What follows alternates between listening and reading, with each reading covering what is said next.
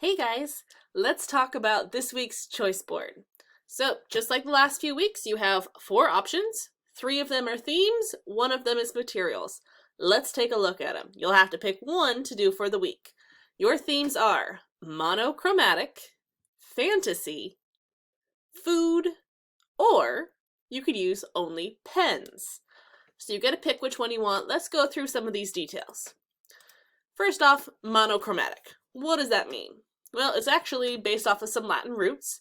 Mono means one, chrome means color. So literally, it means one color. Monochromatic art is art that is just using one color plus its tints and shades. So it's lighter and darker versions. That's it. Black and white pictures that just have grays, those are monochromatic too.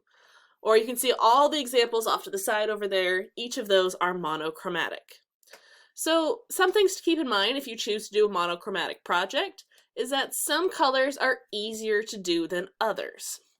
Cool colors tend to be way easier to make lots of different tints and shades from. So we're talking blues, greens, purples. You could tend to be able to make a lot more lighter blues and darker blues, or purples or greens. They tend to be easier than warm colors like red, orange, yellows. Those tend to be a bit harder to make the tints and shades. They're still definitely possible, but it's an extra challenge. So for this, you could do a drawing, you could do a painting, you could do a photograph and edit it to be monochromatic. There's lots of different ways you could go with this theme. It's all about just finding that one color and showing those tints and shades, the lighter and darker versions. I really like monochromatic pieces because they're automatically unified. Everything works together so much better, and sometimes you can do some really fun things, like this guy right here. The fact that he's green makes it so much more interesting than if it was real colored. Next option. The next option is fantasy, one of my personal favorites. So fantasy are things that don't exist in real life, like witches, dragons, fairies, trolls, new planets, all different sorts of things. Okay? So this type of art really lets you use your creativity and create a whole new world from your imagination. You really get to come up with your own things for this. Many times fantasy art is very colorful, like you can see that little whole planet down at the bottom with the giant mushroom trees and everything, or the girl with her dragon kind of in the middle. Very colorful art is really popular with fantasy, but you do see a lot of darker images as well, like the spooky wizard guy, or the floating planet thing down at the bottom. You really get to let your creativity shine if you choose fantasy. Think about different mythological things as well. That could work great for fantasy. Okay, next option. Food.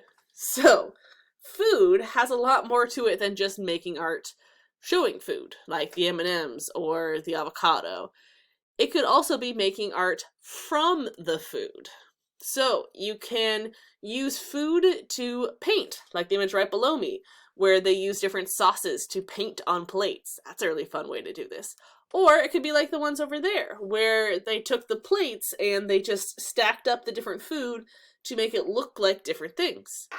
Or even like little snowmen down there, where it's like a fancy appetizer, where the food itself becomes the art that can be eaten later.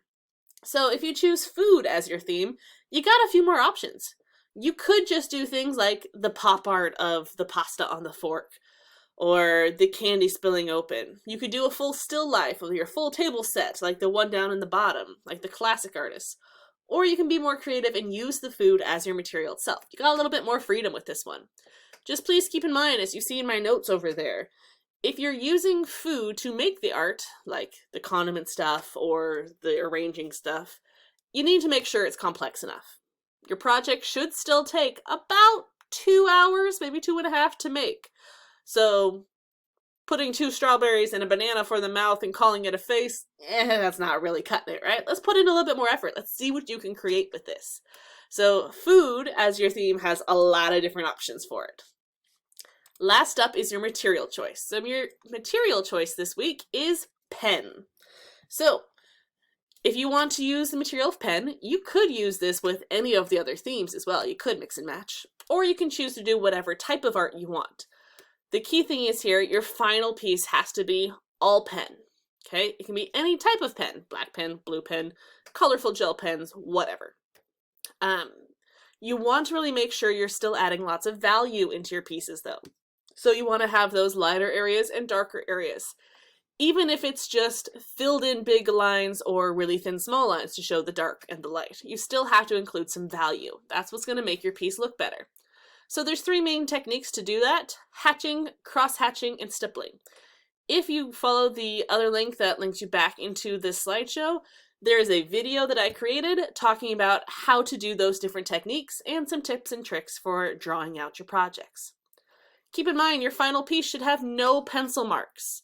If you used any while planning your design, maybe sketching it out, make sure that you fully erase it at the all end. Pen projects look best when they're really neat and clean. You don't want them to be sloppy with pencil marks or smudges. Gotta really be careful with that. Okay, make sure you're really filling a full page as well. So if you choose pen, come back and watch that video for some extra tips. All right, guys, so that is your choices for the week: monochromatic, fantasy, food, or pen. I can't wait to see what you guys come up with. Have fun, guys!